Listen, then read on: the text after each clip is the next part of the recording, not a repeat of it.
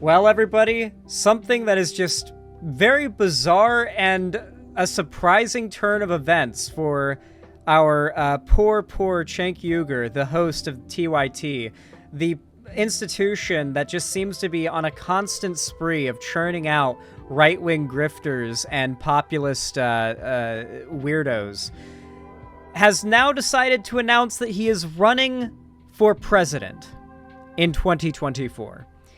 He thinks that, I guess, he can try to put pressure on the Democrats to get more progressive. That's what I assume his take will be, but it's just as stupid as that take has always been for any figure that has no chance of winning being pushed against the incumbent Democrat president nominee. Like, it's always pointless, and it's always just really virtue signally, and it's usually some grift for someone to try to prolong their relevance. TYT is falling off, and I feel like this is Cenk Uygur trying to, like, bring more eyes back to it, maybe? I don't know.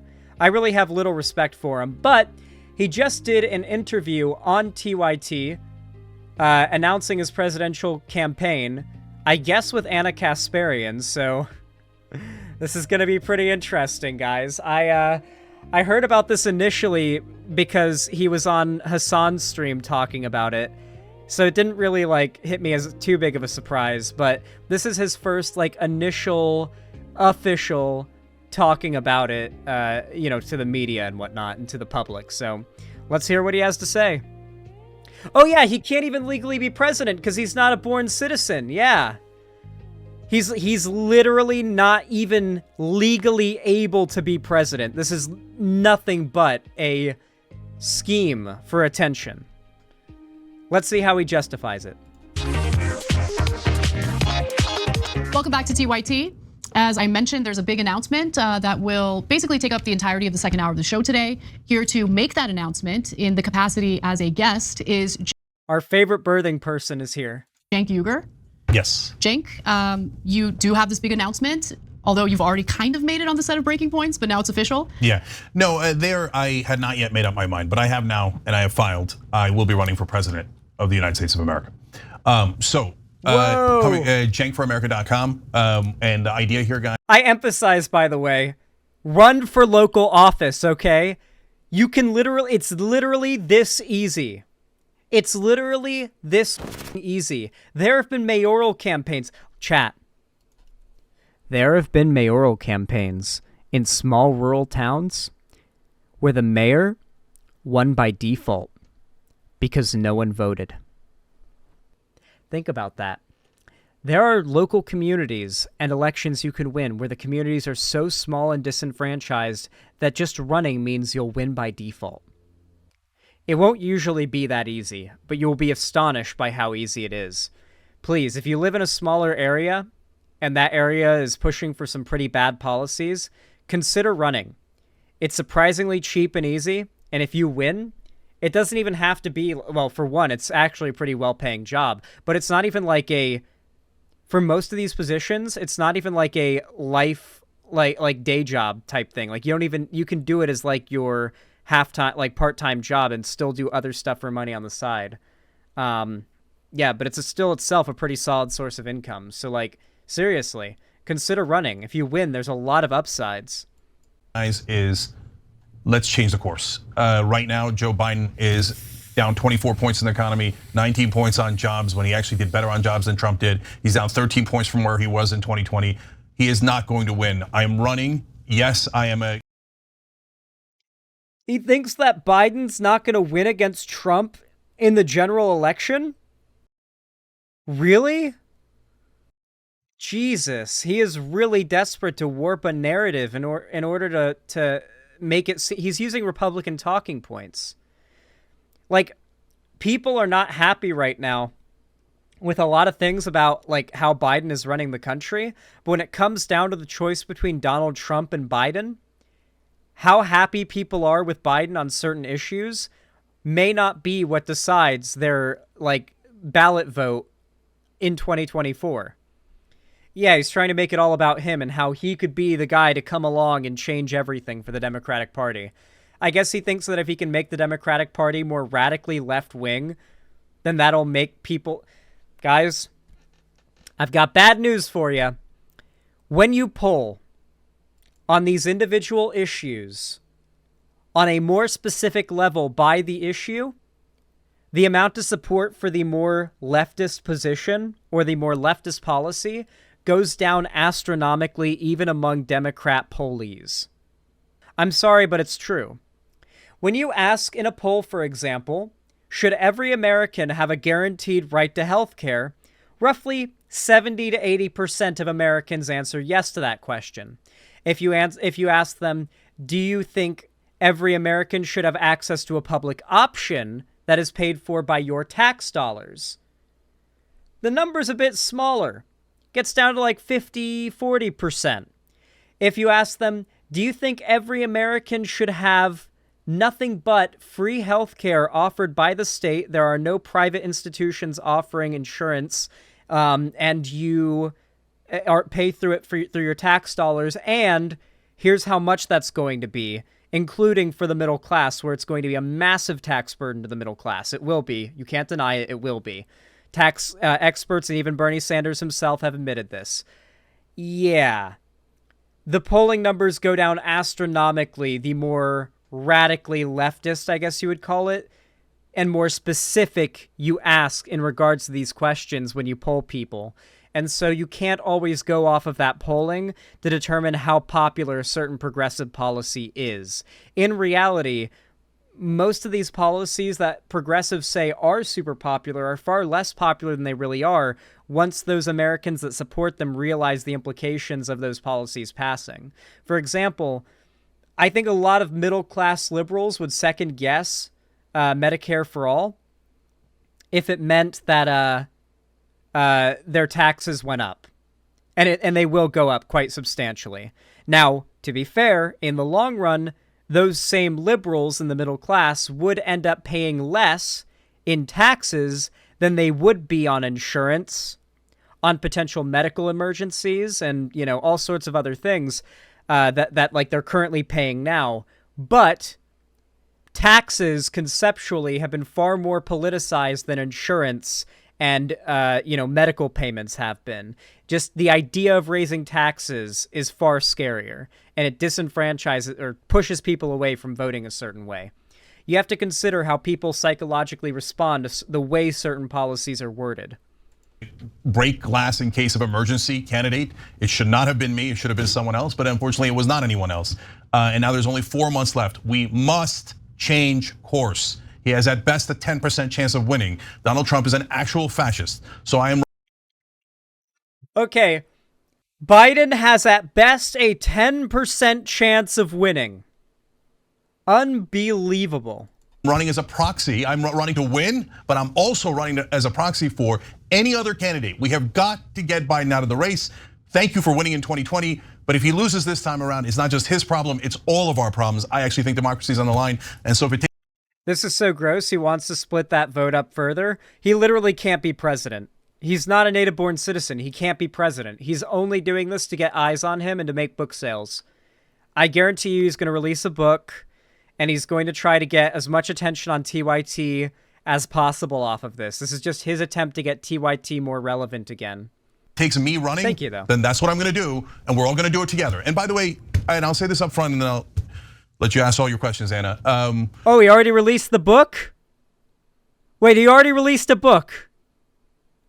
Hold on. Okay, yeah, it's literally for book sales then.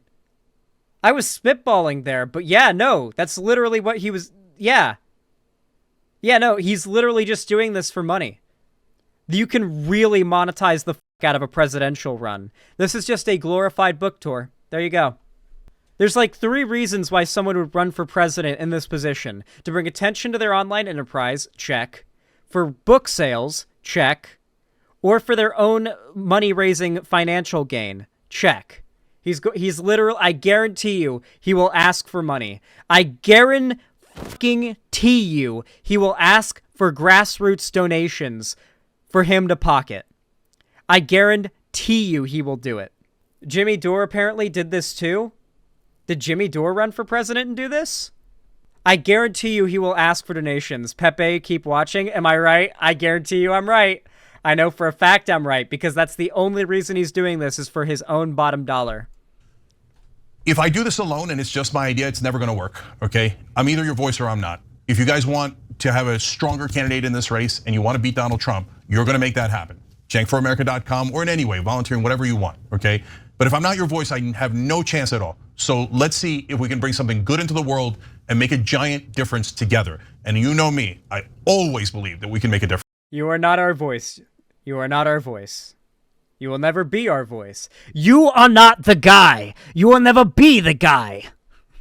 Together. And this is the time to do it before the primaries are over.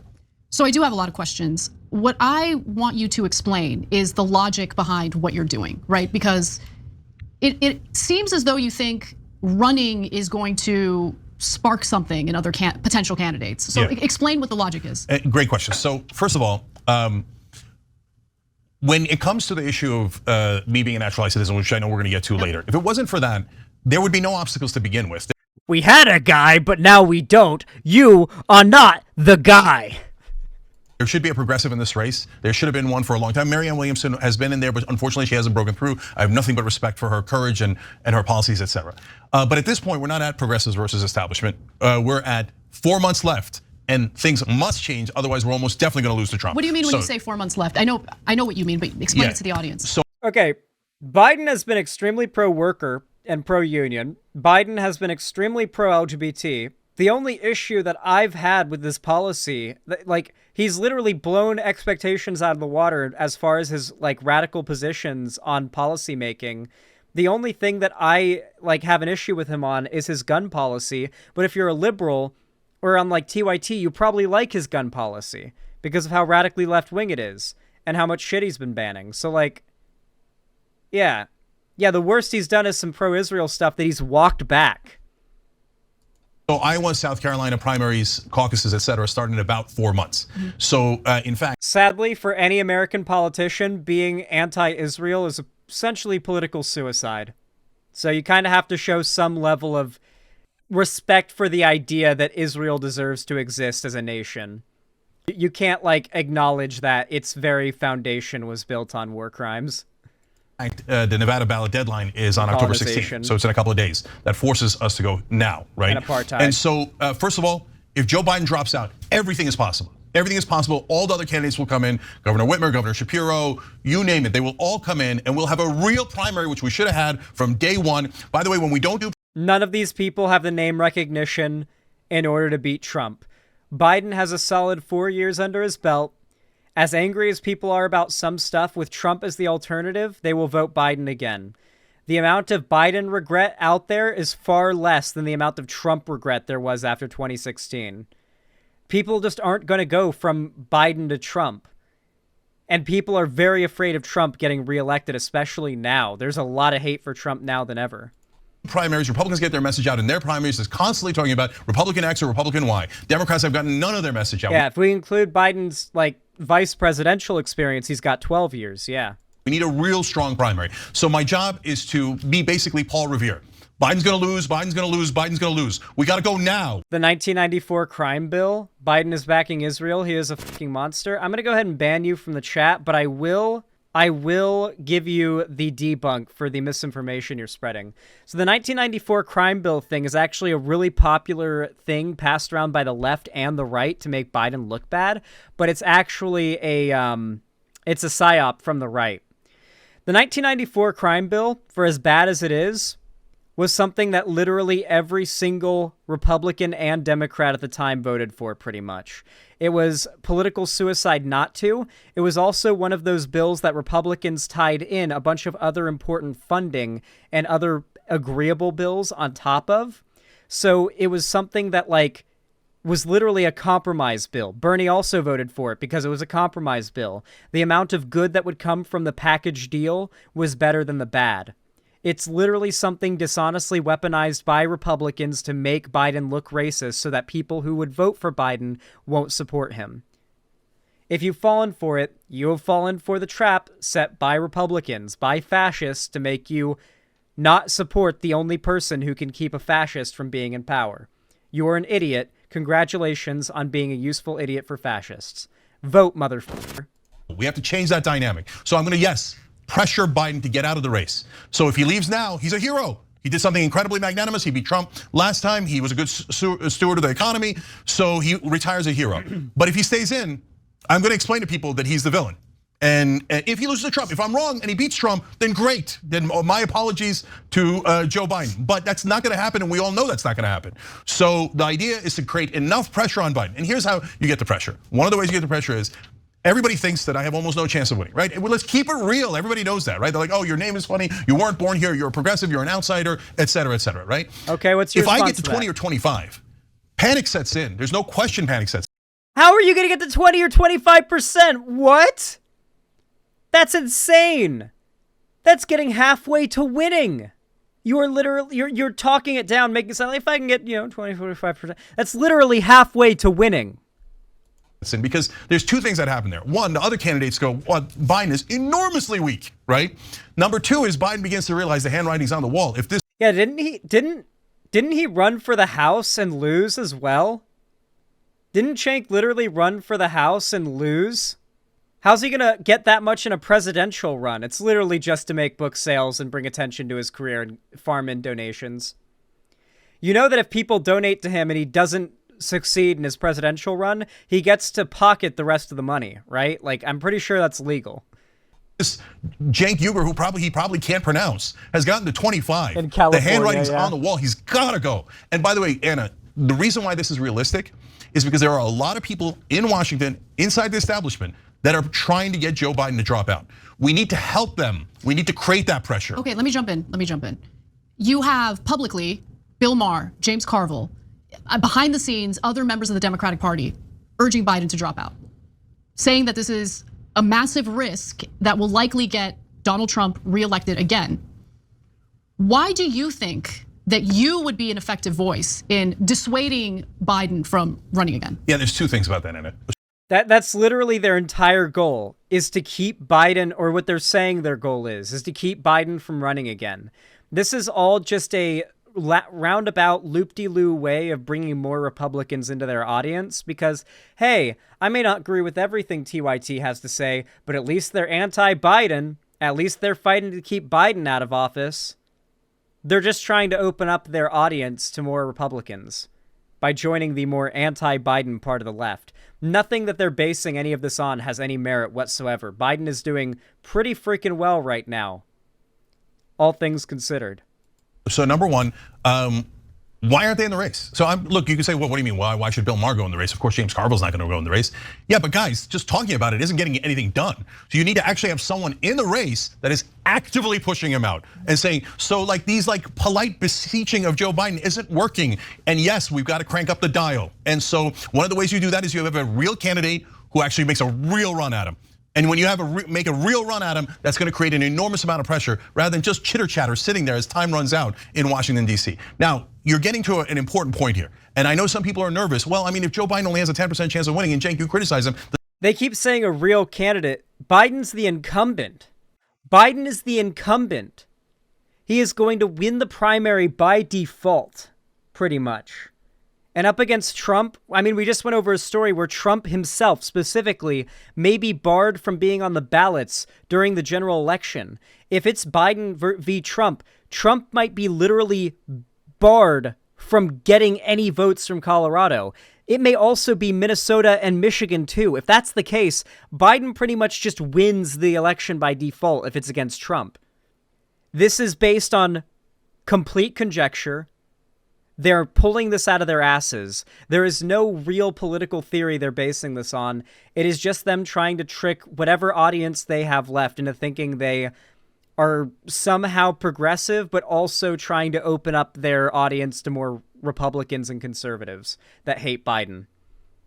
Does that come down to 9% or 8%? What difference does it make? Yeah, this is about as based in reality as Tim Pool's 48 state landslide for Trump he did in 2020. God, who remembers that? He's going to lose. 10% isn't enough to win. He's massively behind. He's massively behind, okay? So instead, what the point of turning up the pressure is if you lose to Trump, it is. This is boring. I'm a shower. I agree. This is already boring. You know what this reminds me of, though? Here's what we'll finish it off on, because I'm also bored.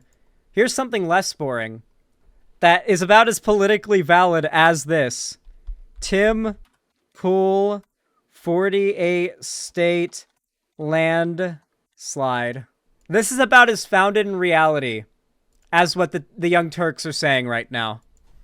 I think Kamala and Biden might be throwaway candidates. They know they're going to get steamrolled in the election. I really don't see the Democrats winning this. I think it's fair to say Trump's going to win re-election. I think Trump might have a massive, massive victory, which shocks the left. I think we're looking at a Trump victory, man. Trump 2020 landslide, even with everything going on with COVID. I think that's what we can expect. I wouldn't be surprised at all if Trump had a 49-state landslide. I think we could see a 49-state landslide. We may be looking at a Mondale-Reagan type scenario where Trump landslides 49 states. And we may see a 49-state landslide.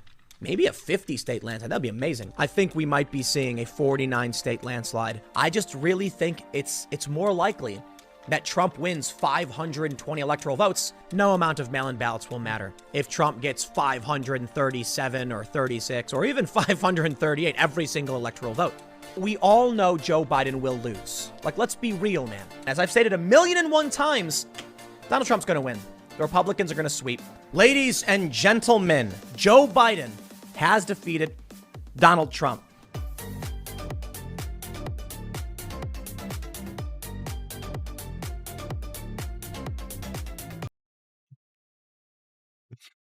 I'll leave you all with that.